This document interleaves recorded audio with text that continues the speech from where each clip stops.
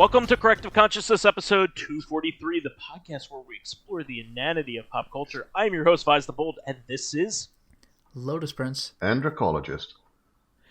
And this week, I thought it would be a fun time to go over our favorite comedic films. I was going to say, all comedies could be... or fair game, but I think we can mine multiple episodes. Plus, I didn't want Lotus to go, well, mine is, of course, the Divine Comedy, the best of all the comedies. But I mean, you're the one who took the course on that. I was laughing out loud the entire time, even though it has references to things I don't... Which one? I don't know anything about. I was going to say, to be fair, that actually is a comedy. It's just that, we're not 700 years old Italian speakers. Yeah, we don't which get comedy? it. The Divine Comedy, like the Inferno, the Purgatory, and the Paradiso. Yes, I get it. Yeah. Yeah, but what really set this off is Coming to America, the sequel, Coming to America 2, came out recently, and I was just thinking back to the original and how much I love it. It is one of my favorite movies of all time. I really, really think it's like one of the best comedies ever made. And it kind of goes hand in hand with another Eddie Murphy comedy from around the same time. In fact, they even have a cameo from it in there called The Adventures of Pluto Nash. No, this is before Eddie Murphy got sent to movie jail. But What? I think that was it. I think Pluto Nash was, or was it Norbit?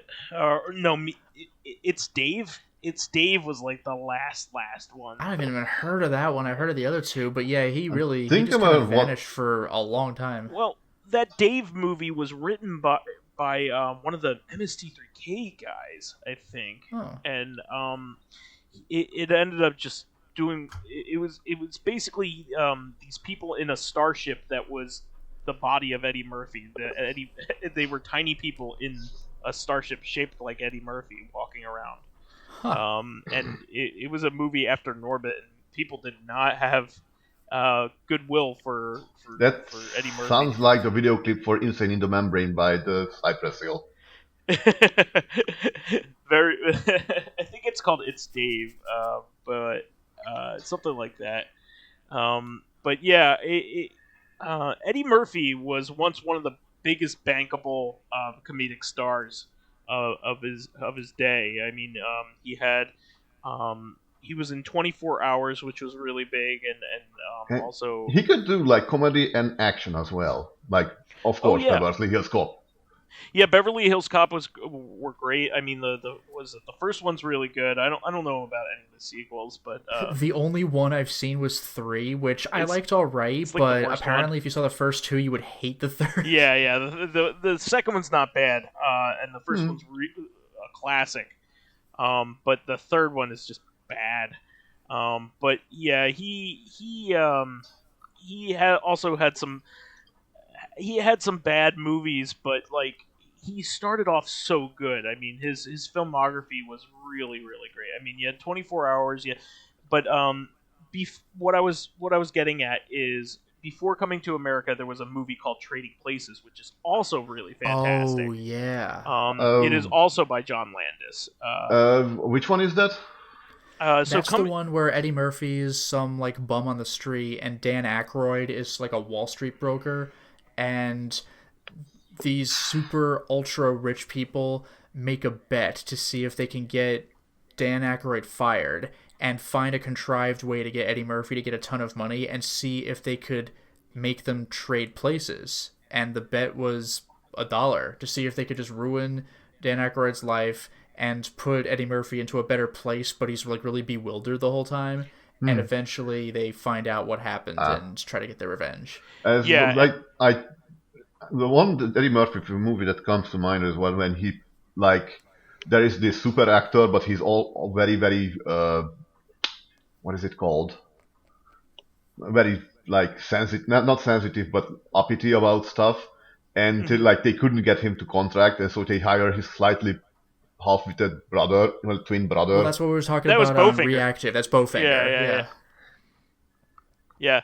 That's Bowfinger, but yeah, I mean he's been in a couple really decent movies lately. Like I really liked Coming to America too. Like I said, not as good as the original, but still really good, worth your time. But I thought he did great in Dolomite Is My Name. Did you get a chance to see that, Lotus? What? I mean, well, I'll just short answer is no. What platform is it on? This one is also Prime Video, I think. Oh, so I've had all the chances in the world to watch it, but I just don't really use Prime Video. Oh, okay. Because Dolomite Is My Name is something relevant to your interests. I mean, like we love Rudy Ray Moore and we love his movies, and they do a good job of you know, kind of doing a biopic of his life, but also still making it fun. It's by the Ed Wood people, so it is worth your time. I mean, Ed Wood is one of the and I believe Man best. on the Moon was also the Ed Wood people. Yeah, and they're all the ones that they have done have been excellent. And I usually don't like biopics. I'm not usually a big fan of them because they usually hit all the same beats and they always treat like the character like they're perfect or whatever. But the ones that they do tend to have their own style. There's definitely winking at the camera aspects of their biopics. They're not straight documentaries. Exactly. They're like enhanced versions of the people that they're portraying. Exactly. So like Ed Wood is like a bizarre movie. Its style is unique. And the acting is very idiosyncratic in it. Like they are not acting like real versions of those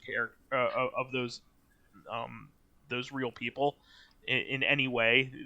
They're like acting like exaggerated, like melodramatic versions of them that are really kind of goofy.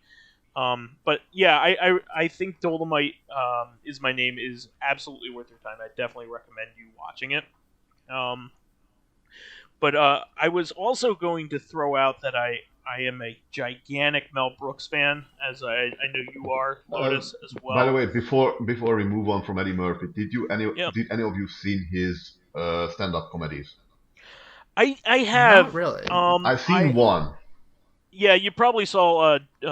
Was it Dangerous or? I don't know. It had the story of his aunt rolling down the stairs. Yeah, I was actually a really big fan of his first stand-up album. I used to listen to it in the car all the time. It has not aged well. There's a lot of homophobia and transphobia and it's really a product of the time. But other stuff outside of that is really good. He's a fantastic stand-up comedian. So I definitely recommend his stand-up. With some caveats, definitely go in there expecting it to be of the time for sure.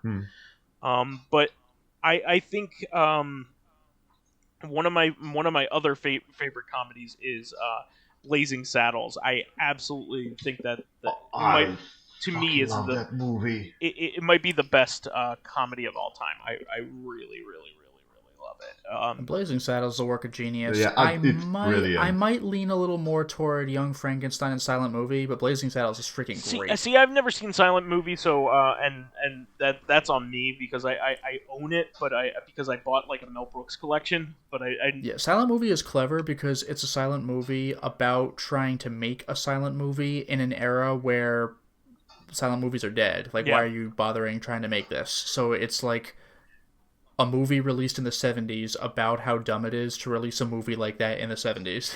Yeah, and I mean he has tons of great hits. I mean you have Spaceballs, which I absolutely love too.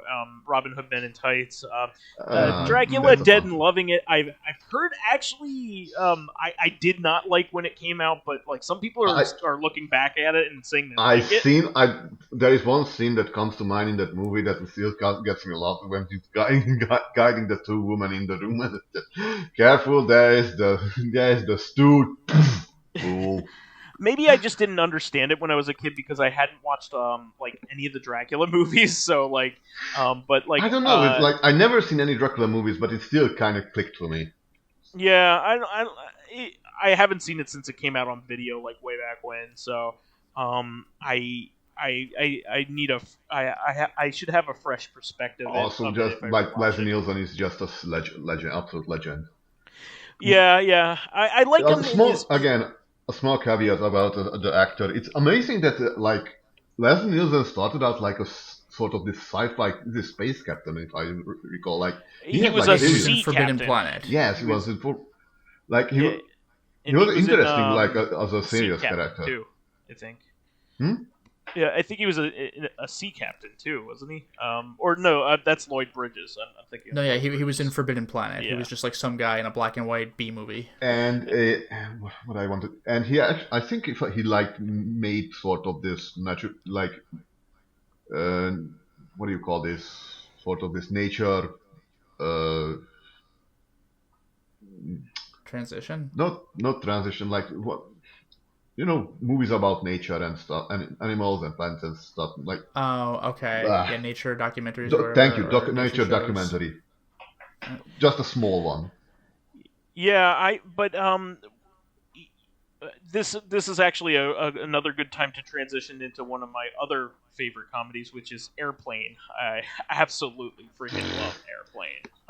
Yeah, and that was Leslie Nielsen, where he was hilarious because he was still playing his role completely straight. Yeah, and I was actually going to mention that. I was going to say his main appeal was the fact that he was like the straightest man on set.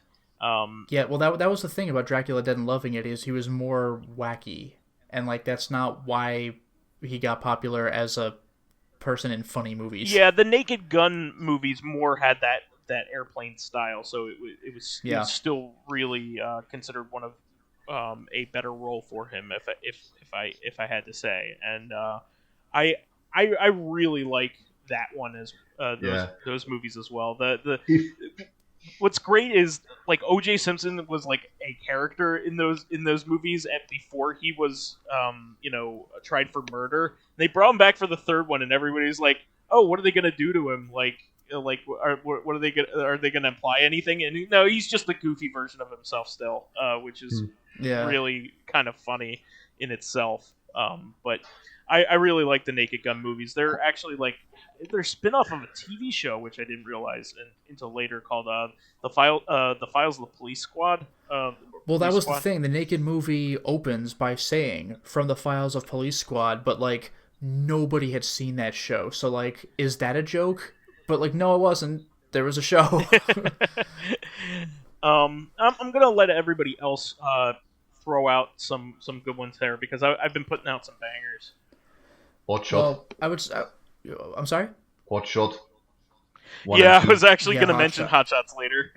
I'm actually not sure if I've seen that one, but I have seen Part 2, which is the first one was Top Gun, the second one was Rambo, basically. That's all you have to know. Yeah, I mean, both of them are excellent, but the second one is a lot more popular, and I think it has to do with the fact that the second one got aired more on TV. That was the thing. I hadn't seen the first one. Yeah, and so the first one is a parody of Top Gun, like you said, and the second one is a parody of Rambo, and it's Charlie Sheen and Lloyd Bridges, which I mentioned earlier, as the president in the second one, and I think he's the general in the first one. But both are worth your time. They're really, really funny. The second one is even wackier than the first one somehow. And it has Rowan Atkins on it. Rowan Atkins is in there. Ryan Stiles is in it. That really threw me. Yeah. It has a really great battle scene, hand-to-hand, goofy hand-to-hand scene with fighting Saddam Hussein, which turns out really funny. Both movies are worth your time. I think both Hot Shots movies. John Cryer is in the first one. From Two and a Half Men and Pretty in Pink. John Cryer, who had worked with Charlie Sheen before 2.5 Men on that, which I didn't realize. So it was pretty interesting. Well, I got a few comedies that I very much enjoyed, although they're very different flavors. Sure. One of them, I forgot if we've talked on this. I think we might have talked about this on the podcast before, so I don't know if I want to go too much into it, but Clue. I freaking love that movie. Love Clue. So many full of jokes in that movie, and like the last line is like one of the best lines in movie history. I'm gonna go home and sleep with my wife. Which is a callback to one of the earlier parts of the movie, which is pretty great. This was the first time I had actually shown my wife it in our new house. She had never seen it before, and she's a Tim Curry fan and a Michael McKean fan, and like she had never seen it. Great movie. They played Tim Curry is a character. What's that? Tim Curry is a character by himself. Oh, yeah. He drives that movie. He is so good. He does. The entire last, like the wrap up, that the entire reveal is just him rapidly talking, and everybody is literally trying to keep up with him as he just runs from one place to the next. Like, and then they went to the ballroom, and they went, and he just explains shit super fast. Madeline Kahn as Mrs. White. Oh my god, I love Madeline Kahn, and she was in several of the movies that we already talked about. She was in Young Frankenstein, of course, and Blazing Saddles. Right? Yeah, exactly. And speaking of Madeline Kahn, assuming I have the right actor for this. I was also going to mention, although this is a movie that comes with caveats, but Murder by Death, which was basically fantastic movie. It's basically Clue before Clue. Yeah, there's a bunch of like racial stereotypes in that movie, but it's still a very entertaining murder mystery with some. There are some jokes that have me still laughing out loud to this day. One of the characters in that movie, like the not Sherlock Holmes character, because like every character in that movie is a nod to a famous mystery novel protagonist. So there's like a not Miss Marple, there's a not Hercule Poirot, et cetera, et cetera. Well, Peter Falk, who played Columbo, was in this movie too, right? Wasn't he? Yeah, he was not Sam Spade. Yeah. I just want you to know, I'll be waiting for you, baby. But there is the line that kills me is the not Sherlock Holmes character is played by David Niven, who's like the classiest, most sophisticated man in history. I don't know how he does it. He's just perfect class. I forgot. Have you guys seen the comedy Casino Royale? No, I've never seen that one. The Woody Allen one? Yeah, because he played like the real James Bond in that movie. And he's just like, yes. But like, he was the not Sherlock Holmes character. And there's a part where everybody's sitting down to dinner. And then David Niven realizes, oh, wait a minute. According to proper etiquette, technically we should be switching seats. I should be over here and you should be over there and this and that. So they get up to change seats, and as soon as they get up, spears descend from the ceiling and impale the chairs like where they would have sat. And David Niven has like the most brilliant line ever, which is something like, once again, my life is saved on account of being exceptionally well bred. It's just like the funniest shit to me.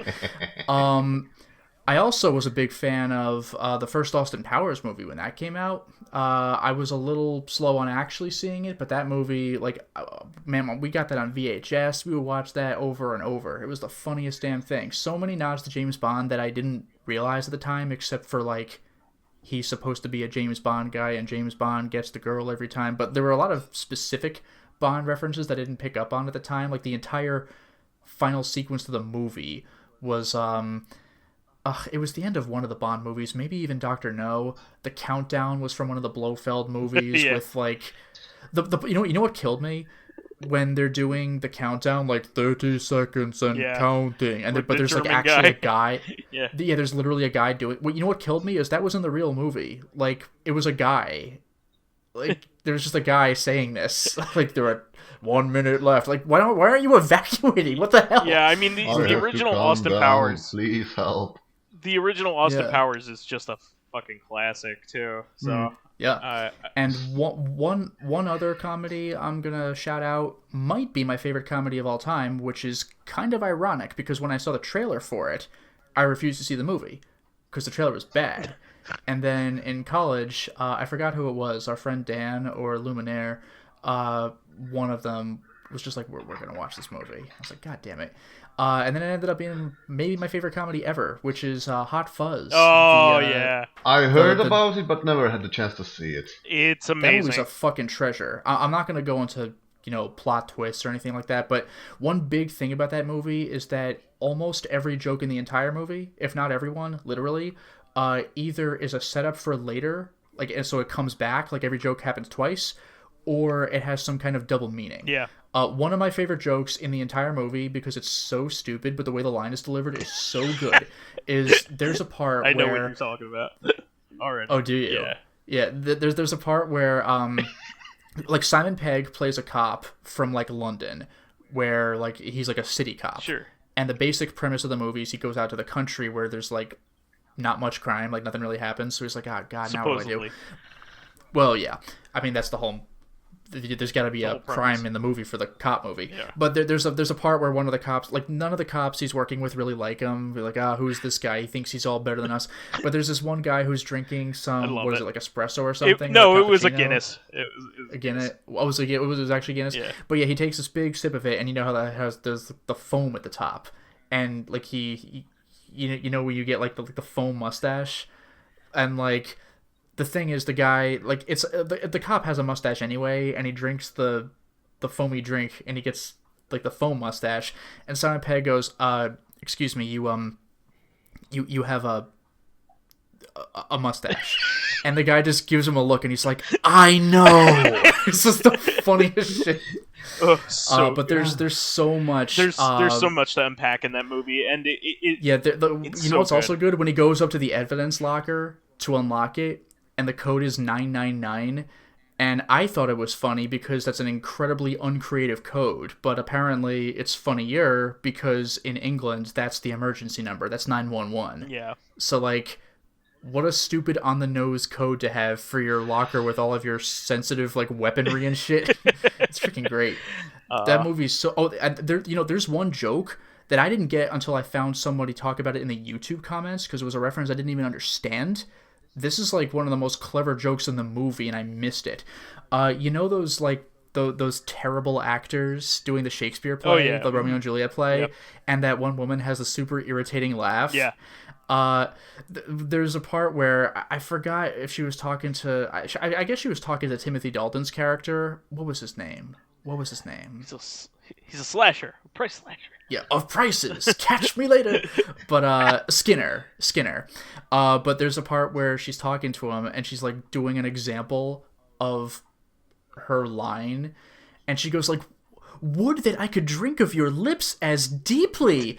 And Timothy Dalton gives her a look like, "Are you fucking serious?" But what I didn't realize, because I'd never seen the movie, is that that's a reference to The Rocketeer. Oh yeah. Where Jennifer that Connelly. same actress plays a bad actress, and she was doing a scene with Timothy Dalton. Oh yeah. Who played Sinclair. Yeah. And they were doing like a Scarlet Pimpernel looking swashbuckling kind of thing, and he saves her. And she goes, like, that same line, "Would that I could drink of your..." Because he's drinking something. And she goes, "Would that I could drink of your lips as deeply..." And he just looks at her like, and they have to cut the scene because she's a terrible actress. Yeah. So they brought fucking that back with the same actors. Oh, yeah. The Rocketeer is incredible. Classic, too. That's an underrated classic. I love that movie. But, like, what a weird reference to make. I had no idea because I never saw The Rocketeer. Nobody did. Yeah. That's the thing. It's like, what a meta reference. It's the same people and everything. That's genius. I saw it in the theater at the time. Nice. Going along with Edgar Wright, I mean, Scott Pilgrim vs. the World. I mean, that's another fantastic comedy. It's an action comedy, but it's still a comedy. I don't really picture that as a comedy, but it definitely is. That has a lot of visual and audio gags. Again, one of my favorite lines in that movie is the boyfriend who's played by Chris Evans, yeah, the Captain America. Yeah, where he plays like douchebag, full of himself, like action hero boyfriend. But yeah, he's great. Where I forgot who came up to him. It wasn't Scott himself. It was his roommate. Like, what's his name? Wallace. Yeah, where he's like, "Oh, I'm a big fan of yours." He's like, "Why wouldn't you be?" It's freaking amazing. That's so good. I think Chris Evans loved playing that role. He's just like, I mean, come on. He got to play it to the nines too. You just got to be. You're gonna hear two clicks. First click, it's gonna be me hanging up this phone. Second click, when I pull the trigger. It's like, get the fuck out of here. It's freaking amazing. And you had Pig Ann playing the evil ex-girlfriend. It's so good. There's a lot of people who went on and became like well-known names in and of themselves in their own movie, like Brie Larson. Yeah, Brie Larson's the biggest one. Yeah, like freaking Captain Marvel. She was what was her name? Envy, who did like a full-on musical number where she actually sang, and it was goddamn amazing. Aubrey Plaza, like random coffee shop girl who keeps getting bleeped out because she can't stop swearing at Scott and calling him like a dumbass or whatever. Yeah, I mean, Mary Elizabeth Winstead is a fantastic actress as well. She's doing really well, and she's been in a lot of fantastic things, including nice. 10 Cloverfield Lane, which I really recommend. Yeah. But I mean, there's a lot for Edgar Wright. I mean, Edgar Wright. I mean, Baby Driver. I wouldn't call that exactly a comedy. That's not a comedy. That's more of a action thriller. Yeah. Yeah, but like very obviously Edgar Wright's like filming style, especially that opening bit with the big escape sequence with the Elvis song, the bell bottom song. Like, even like obviously Edgar Wright filmed that. Yeah. There's so many like on point cuts, like the rapid cuts that make sense. Like to the rhythm of the music, even for that particular sequence. Yeah, I like that whole trilogy. I mean, Shaun of the Dead and World's End. They're and Hot Fuzz. Yeah, the Cornetto trilogy because they always feature cornetos. Yeah, Isn't that the director who made that pub crawl movie? Yeah. Yeah, that's at World's End. Yeah. Okay. But which I have not seen. It is also very good and also has a structure to it that loops on itself. Sure. But I feel like less people have seen it, so less people have. I don't think people picked up on it quite as much. Yeah. Oh, by the way, one other thing I liked that I got a kick out of this, and back to Hot Fuzz real quick, was when they were trying to investigate like I think a gun murder or asking who has guns or whatever, but they're out in the middle of bumfuck nowhere in the farm country. And one of the cops is like, everybody and their mums is packing out here. Like who? Farmers. And their mums. Who else? Farmers' mums. What's great though is at the end of the movie, like toward the end of the movie, where they're doing like they're preparing for the final showdown, is a farmer and his mum get fucking shotguns and start unloading. It's great. Yeah, I mean there's a lot of I mean, Shaun of the Dead. You want to be a big cop in the small town? Go fuck off to the model village. Shaun of the Dead was a great movie as well because it was a parody of a genre, but it was also a love letter to a genre at the same time. Well, same with Hot Fuzz. Yeah, it's making fun of buddy cop movies, but it's a legitimately good buddy cop movie. And Shaun of the Dead is a great zombie movie while taking the piss out of zombie movies. Yeah, it's and featuring time splitters too. Yeah, of all things. Or maybe one. I don't know which time splitters. No, it was two. Nobody features one. Come on. But I haven't played them. I don't know. Yeah, that was a very early PS2 game, and the sequels are way better. Okay. But anyway, I mean, there's a lot to explore here. I mean, there's we didn't even get into Monty Python. I mean, Monty Python and the Holy Grail is one of my favorite movies of all time as well. None of them are my favorite comedies, but they do have some of the most iconic, memorable bits in comedies I've seen. Yeah, I just love that one in particular because it has like a lot of connection with my childhood. Sure. Just like going on with the cop out ending. Well, just like I went on like a lot of school trips where we played that, and it's just one of those things. Back then, I have to admit that Terry Gilliam's terrified me. What is that? I mean, I believe it. Like his cartoon stuff is like weird Terry and Gilliam. creepy. Yeah. Like a lot of the bits in Monty Python, the TV show, like with the weird drawn bits. Like, they're funny as hell, but, like, if you're a little kid, that shit is, like, even if you're a little bit older, like, it's off-putting on purpose. It was, like, its own style, too. Like, he came up with that, like, out of nowhere, which is really fantastic. And then the animator that got a heart attack. Yeah, exactly. Yeah. And I think that was him. I think it was Terry Gilliam. Oh, really? Yeah. Who's the one who died in that segment. There's a lot of like wacky stuff like that. Like I remember from the TV show, there was a bit where whenever I forgot what it was, whenever the show like called attention to itself or something, or got too silly or whatever, or like drew out a particular ending sequence of a skit that they were getting tired of, like the cop would come in and just put just clap their hand on the guy's shoulder. All right, you're coming with me. I mean, just kind of like the movie does. The movie has like but there came a point in the show where like the cops walk in and like clap their hand on the guy's shoulder, but then a cop claps his hand on the cop's shoulder where he's like, we're tired of that bit, and then a hand from like off screen, like out of the door, claps that cop's shoulder, and the scene just cuts. It's fucking hilarious. Well, that was such a subversive show, Monty Python's Flying Circus. It was just so out there compared to anything before it. Their music team is now in my head. Oh yeah. Yep. Yeah, it's so good. I watched a documentary on it that's on Netflix. I really recommend it recently. It's really really good. Let me see. Here's another one that a lot of people don't think of. Shoot 'em up. I absolutely love Shoot 'em up. You ever see Shoot 'em up? Wasn't that an action that's the one you movie? showed me, right? Yeah, it is an action movie, but it is absolutely a comedy. Yeah, it's definitely, yeah, I would say it's more action than comedy, but, like, it's an action movie that winks at the camera the entire time, because it's like, look at what we're doing. Like, fucking look at this. Yeah, I mean, like... Like, the ending sequence where they're shooting guns to, like, push levers and shit. It's like, alright. He shoots bullets by it's heating like, his... What was that movie? Henry Hardcore?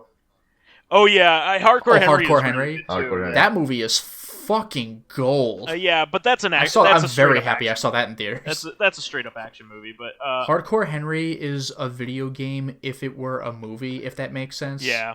Like it's a Sega CD-FMV game, except it's a movie. Shoot 'em up is like almost like a parody of Max Payne, even though it's a movie, which is pretty great. Clive Owen's like overly stoic to the point where it comes off as try hard, which is kind of the joke. Like, no one's this stoic. I mean, he even delivers a baby and shoots off the umbilical cord. I mean, that's the thing. Guns are used to do everything in the movie, which is like, again, it's not overtly a comedy, but there's so much stupid bullshit that it's kind of a comedy. So going right along with that, I think you wouldn't call Crank 1 quite a comedy. It's getting there, but Crank 2 absolutely is. Crank 2 is hilarious. Crank 2... I forgot about that. That movie is fucking Crank great. 2 is one of my favorite movies of all time, but you have to watch Crank 1 in order to see it. I'm going to have to be honest with you. I'm not actually a video game developer. Oh, I really thought Jason Statham for sure worked in the video game industry. It's in the rare category where, like, the sequel that parodies the first movie, which is what Gremlins 2 is as well. Yeah. Gremlins 2 and Crank 2 are two of my favorite comedies. Oh, you're talking about the movie Gremlins 2. Gremlins 2 is a parody of Gremlins 1. It just is. Yeah. One of my favorite jokes in Crank 2, like, is a direct nod to what I called out as a movie mistake. It's in not Crank a mistake. 1.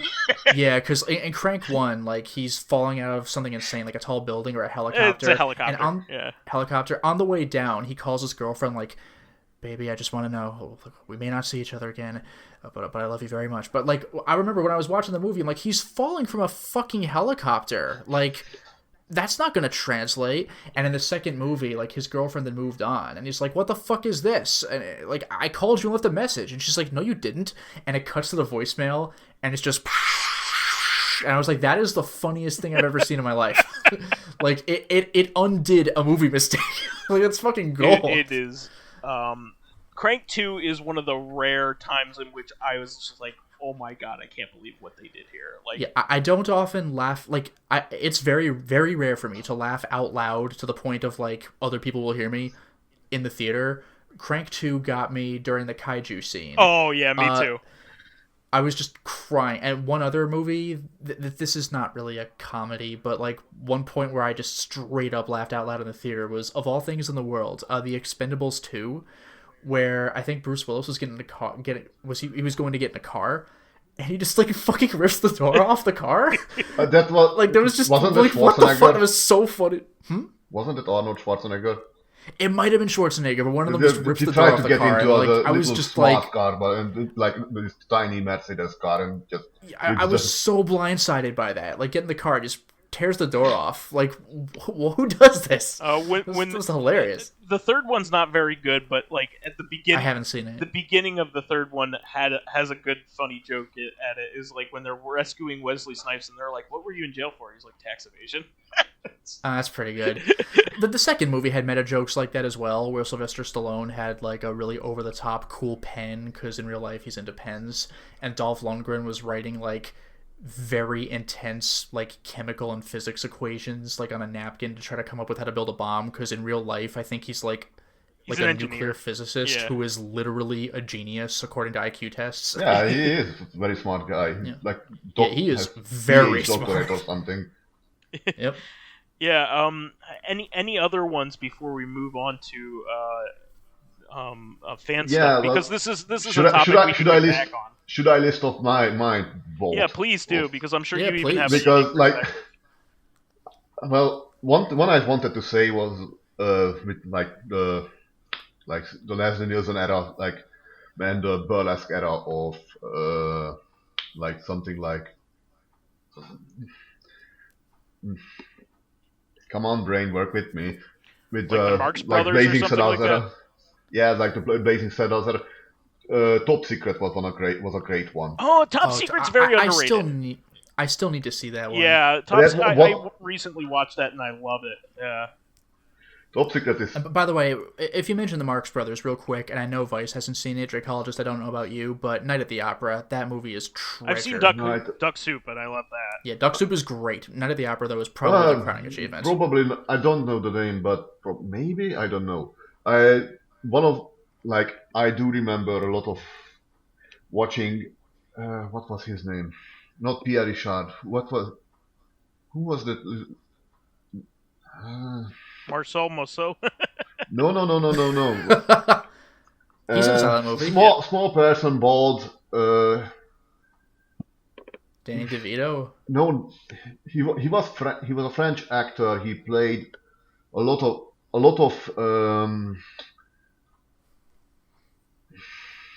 damn it. Well, I'm not gonna know this. Yeah. He was a short person. He played in the series Fantomas. Hold on. Oh, I don't know. I wouldn't know. Hold on. I can say the one thing that I thought of was the Pink Panther sequels. Not the original Pink Panther. Don't waste your time with it.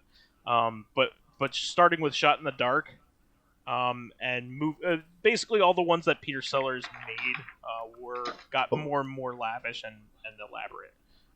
And I love them a lot. I think they're really, really, really funny. Top Secret is a good one. I recently saw that, and I think that was Val Kilmer's first movie. I'm pretty sure. Yep. That was made by the Airplane team. Yeah, the Zucker brothers. Yeah. I think the Zucker brothers also made Hot Shots, if I'm not mistaken. They might have. If not, then it's very much like their comedy. They probably did make it. Yeah, Hot Shots. Especially because it does the exclamation point thing. Their movies just tend to do that. Louis de Funès. Oh. Yeah. You don't know probably not so, but he made a lot of good. Well, more lighthearted, not the burlesque type of comedies. More like theatrical comedies type of movies. Okay. I can recommend his movies if you like something classic. He's a very, very, very interesting little fellow. When I hear little fellow, I picture Charlie Chaplin. Hot Shots was made by Jim Abrams, which is the guy who spun off of the Zucker brothers. There you go. He made Airplane and Top Secret with the Zucker brothers. So and Kentucky. And naturally, I can recommend anything made by Bud Spencer and Terence Hill film, except that one pirate movie which kind of sucked. If you want to Bud Spencer Terence Hill movies are interesting because they both comedies, but they have kind of depth and sweetness to it. Bud Spencer's Pierrot series is very nice. Terence Hill played all sorts. If you ever seen the best legendary gunman movies from Italy, you have you probably have Terence Hill in it. He played My Name Is Nobody, which was an absolute legend. He was actually the real life Lucky Luke, the live action Lucky Luke. So yeah, those are great. And if you like big brawl scenes with absolute nonsense fights, I do. So but I recommend those. Awesome. Well, we should probably even have a sequel episode. I mean, there's just too much to unpack here. I mean, we didn't even go into a lot of modern ones. Like Superbad is one of my favorite movies of all time. Superbad was very funny. I don't know which one is his from all of a sudden. Yes. Well, the movie's not going to translate very well in Europe because the entire premise is these kids are trying to buy alcohol, beer underage. They could be cool, except that like in Europe, by these kids' age, you'd be like, I don't know, go to the fucking store and buy your beer, Jesus. But like in America, you have to be 21. Yeah. It's one of the dialogue is some of the best written comedic dialogue of all time. It's just so good. But we'll have to get into the Judd Apatow side of things on a different. I still love when he broke out his idea of McLovin when they're first going over that. It doesn't even have a last name. It just says McLovin. well, what about Muhammad? Muhammad's one of the most popular names in the world. Like, you're just Muhammad. Like, what's wrong with McLovin? It's like, well, because it's a stupid fucking name. It's freaking just killed me. Shit, it's the cops. Oh, yeah, that slayed me. Perry was like, "You're the cops." That was great. But we have to. You're move that on. guy, McMuffin. We have to move on. We have to. It's just too good. Yeah. We got fan stuff. We have a few people who commented, and each of them commented twice. So awesome. Connor says, regarding The Last of Us 2, like Lotus, I also loved it. An absolutely phenomenal game. Obviously, the story, characters, and writing are the main selling point, but I do want to say that purely from a gameplay standpoint, I think it's one of the best third-person action games ever made. Wow. The environments are open and complex. The AI is constantly surprising, and especially on harder difficulties. It always feels incredibly tense. I feel like it sometimes unfairly gets compared to movies when it's also got some of the best stealth and action segments I've ever experienced. You never played it. I really need to play it. Yeah, and then other comments. In response to this week's question, I had the same frustrations with Fume Knight in Dark Souls 2 as Lotus. Yeah, because I play as a tank. I'd been playing as a tank up to that point, but using a shield just didn't get me anywhere in that fight. I ended up beating him wearing nothing but a helmet so I could fast roll. Oh boy. Yeah, you better be perfect. Naked and a helmet. Yeah, so I still wore my armor, so I was allowed to get like hit once. Other notable mentions, I kind of forgot about this one. For frustrating bosses, Sigrun from God of War, the new one. In the new God of War game, there are these Valkyries that you could unlock and fight, and they give you great rewards. Right, those. Sigrun is the final one, so she has all of the unique gimmicks that all the others do.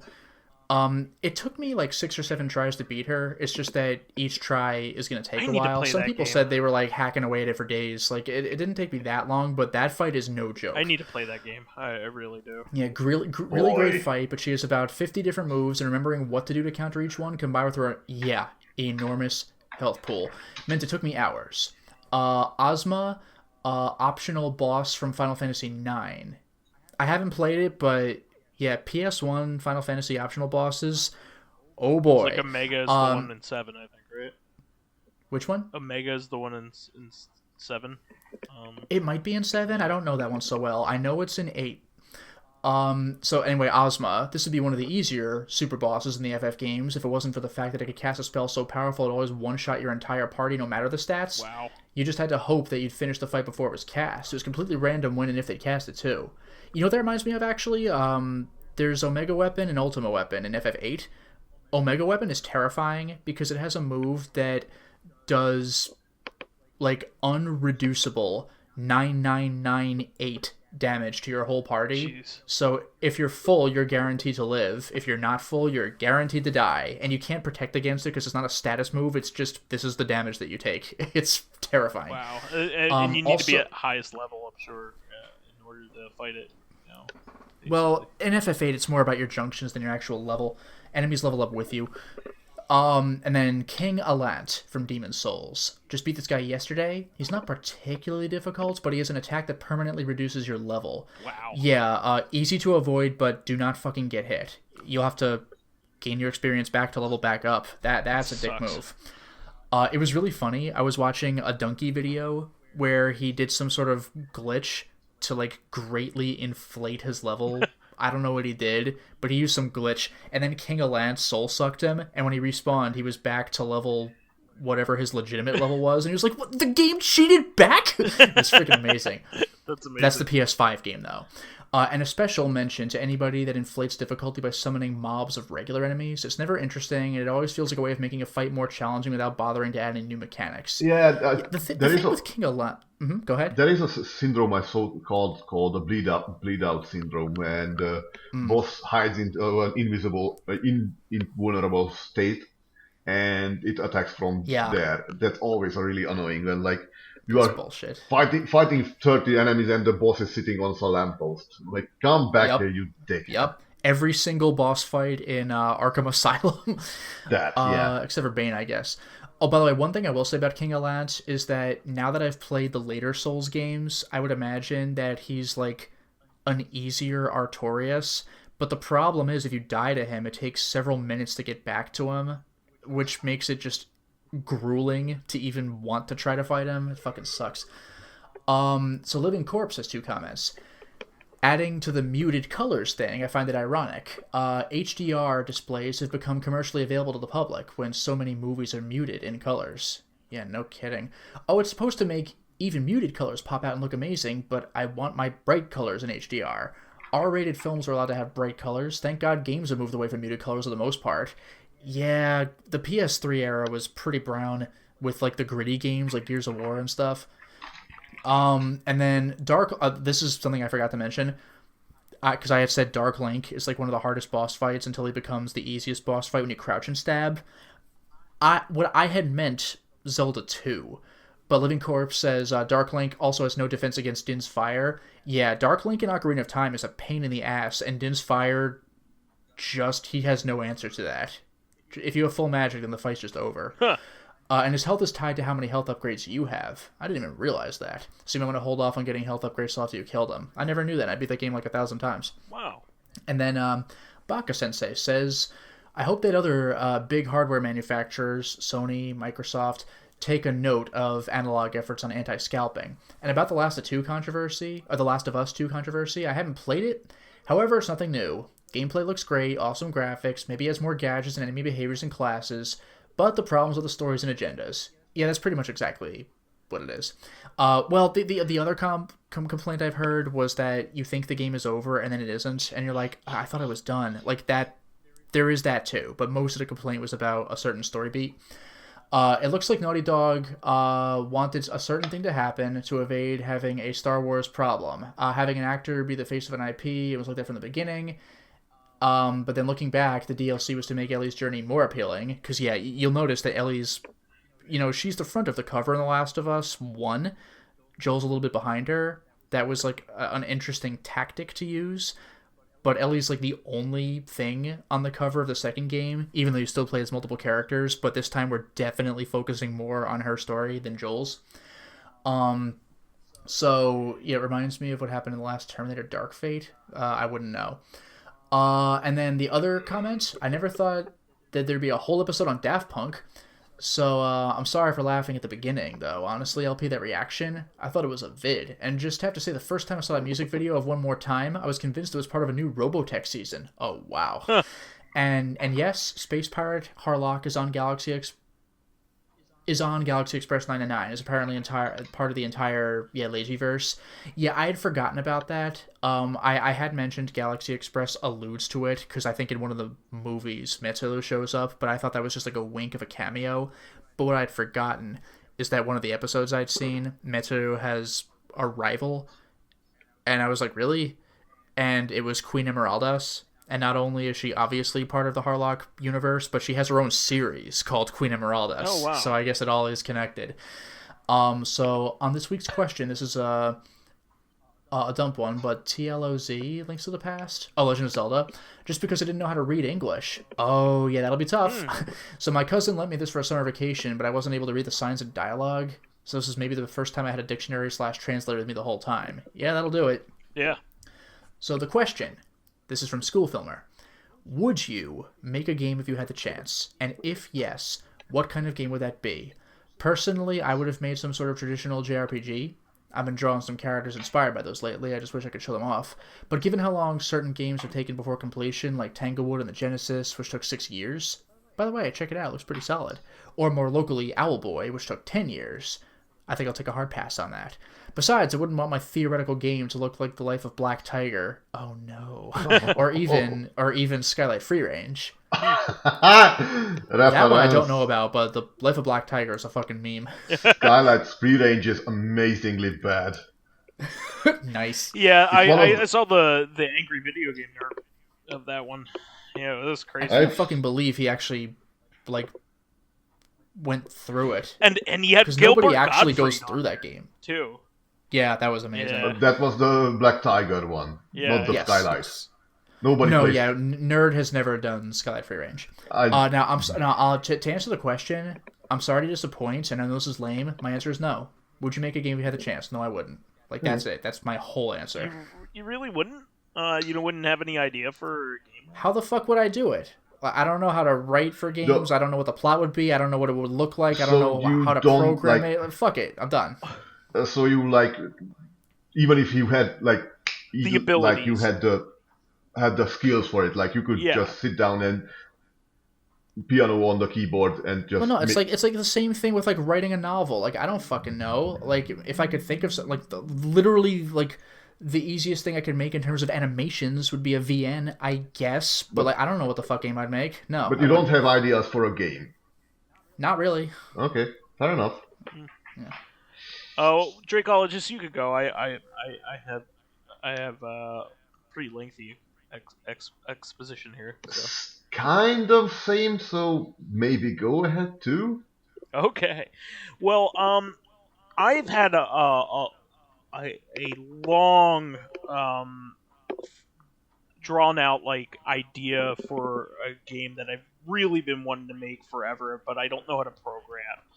But I do know what plays well. I do know what mechanics I would want and the kind of thing that I would want to portray. But I had an idea for a game similar to Asteroids, an arcade game similar to Asteroids. I don't want to talk about the mechanic because maybe one of these days I get off my butt and start trying to learn how to make something, but I wanted to. It would have some kind of gravity mechanics as the impetus rather than shooting. And I thought that would be really cool to make an arcade style game that used really cool mechanics like that. But I also have long had an idea for an entire story that I cannot make up my mind on how I would want to do it, and probably I would want to write a novel, but it would work as a video game too. But the thing is, I can write a novel. I could feasibly write a novel. I have the tools for it. I just I don't know whether I have the skill. Because writing a novel is very difficult. I had an idea for something that was kind of similar in structure to No More Heroes, but had a different point to it, and I think that would have done really well. I like the idea of beating a succession of characters, kind of like Scott Pilgrim has that going on, and No More Heroes has that going on, beating a succession of main character bad guys, that have backstories and stuff like that. I've always really been interested in that kind of thing, but I digress. I don't want to talk more about it because I may want to do something with that one of these days. So spoilers. Not entirely. But go ahead, Dracologist. Oh man, I had ideas for video games for a long fucking time. I wanted to make something like a video game that is futuristic, combines all the futuristic vehicles from all the different kind of genres into one, and you would have the anti-grav vehicles from anti-grav style vehicle from Wipeout, from the Scarios from Star Wars, plasma bikes from Extreme G, Oh yeah. And stuff, and like you could just and the different vehicles would play differently, and the point would be to make like this large Grand Prix style game where very long tracks wind through various levels with lot of players. There was also a game where I wanted to make sort of this combination of sort of this fantasy adventure game with this interesting setting where the world is unstable, and it is kind of represented in. Do you remember the board game called Labyrinth? Oh yeah. Mm-hmm. When you slide the tiles of the labyrinth. Oh, I was thinking of the marble maze game. Yeah, I was thinking when you turn the knobs and tilt the No. board to make a There marble was fall. this labyrinth named board game where you have to escape with the treasure, but every turn you can slide like other players can, and you can slide new tiles into the map, and you can rearrange the labyrinth. And I didn't know the about world would be, and the game would be like artillery game, like worms, and with playing like worms, like you would throw just instead of hand grenades and rockets, you would throw spells, and it would have like a class-based system where you would have something like a Fire Emblem or Vandal Hearts style, where each class would have a little bit more powerful against another specific class in a rock paper scissors system. There was that sounds great. I had an idea for a game which was like, it was really just more like whimsy to create like. I was thinking about like how to make competitive city building game, and this was when Electronic Arts thrown out this the latest SimCity, and it was a flop because like oh no, the servers are down, you can't play SimCity, and everyone was like, ah. And I was thinking like. Everyone was complaining about why would we want a always online city builder, and I was thinking about how about if we would make a city builder game that is also have a Saints Row side to it, where you are the mob boss, but you also have to raise your own city, and you have to like manage the various resources, build a city, make charm more people into your city, raise your standards, etc., etc. And in Saints Row, where you gain more powers as you get more money, like you get like more bulletproof, more like you get your car delivered to you and such. I don't know. You played the Saints Row or something? I played a little bit of Saints Row. Yeah, the third one. Yeah. So you can upgrade character upgrades. You can get like more ammo. You can carry more ammo. You can get, and I was thinking like the better the living standards in your city, the more upgrades you get. The lower as soon as the standard lower, you lose those upgrades. And the whole thing would be like this mischief making that you would run into, like you could drive your fast car and rocket launchers into your friend's city and make a mess. And it was weird with this, and you could he could set the entire police of the city on your tail. Gotcha. And it would be this competitive mayhem of city buggers with not competitive, just this versus mayhem of city buggers. Of course, I wanted to make various first-person shooters. I really wanted to try like something that is like Painkiller like, but recently it would kind of the whole was filled out by Doom 16 with its remarkable gameplay. So good. That game is really something. I was also thinking lately about like nowadays one of the most starved genre is real-time strategy, and I was thinking about like most real-time strategy's problem is that once the games are mission based, and it's very annoying that every time you have start a new mission, you start from zero. It's like someone Zero Punctuation described it. It's like playing an RPG game where every time you enter a new area, you have to re-level yourself. Yeah.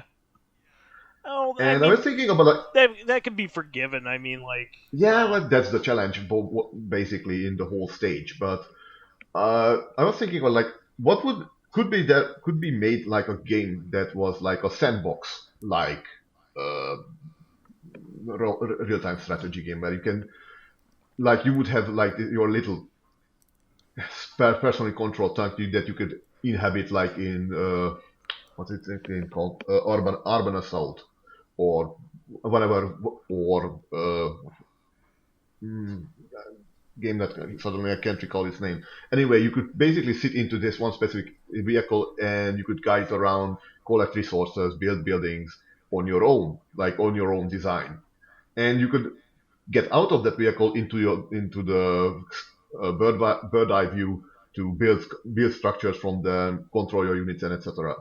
And it would be there would be no like major push, but you could have like build a game around it. My idea was to that you are this you are this agent who uses military and technology to terraform planets. And when you terraform planets, you get the resources on the planet. And uh, of course, the more you militarize the planet, the more defended is gone against, I don't know, space pirates that try to raid the planet for its resources. And there would be a stage, the point would be to sell the planet to basically civilian use. And you could leave basically the various stations and plants and such for the civilians to use. But you would lose those resources because it is no longer used, you sold it. But in turn, you would get some sort of resource that would help you upgrade your units, your buildings. And it would have this sort of Minecraft-like thing where you could burrow into the ground, drill out resources from the dirt, etc., etc. wow. Sounds like you have a really ambitious plan there. Yes, but and also there was one racing game which was just, in short, I wanted to make a racing game that is also a spectacle fighter. So you would race cars and you could suddenly just ram into the other and knock them out from the race. I think Burnout and Flatout are similar, but more you would input key fidget combos like in Mortal Kombat. You could type in something with a specific card and it would do a specific move that would knock the enemy out. Something like that. Wow. Okay, I'm finished. You got a lot under your belt there. But that's great that you've had all these great ideas all these years. So maybe hopefully if we get lucky we'll see some of them come to fruition. But I think that'll be it for the week, unless anybody else has anything else that they want to add. Nope. I'm done. Okay, we want to thank all of our fans who contributed questions and comments this week. Thank you so much. A lot of participation this week. Really, really do appreciate it. Please keep us supplied with awesome topics of your own by submitting questions of your own via the YouTube and SoundCloud pages. I'm to that point where I'm tired and I don't know what I'm reading. While there, please give us thumbs ups, likes, and 5-star ratings on iTunes. It helps promote and spread awareness of the show, and any bit of encouragement helps keep the show going. You can also catch us on Tuesdays for our sister podcast, Reactive Consciousness, the in-depth look at this week in our lives. Finally, you can friend me as vysethebold on pretty much everything, and beware the Ides of March. Please, please. That's on Monday. And you can follow me on my YouTube channel, Lotus Prince. You can hit me up on Twitter at Lotus Prince. And finally, if you are interested in seeing my videos early, like Dark Souls 3, getting in on exclusive live streams, like Armored Core, selecting upcoming games for me to Let's Play, or getting in conversations with me and other patrons on Discord, then perhaps consider swinging by my Patreon account, which can be found at patreon.com/LotusPrince. And you can find me on Steam, Skype, and Discord as under Dracologist, and possibly under Twitch as Doc Dracologist. Doc_Dracologist. Whack. All right. Well, we will catch everybody on Tuesday then. Until next time, everyone. Bye-bye. Good evening.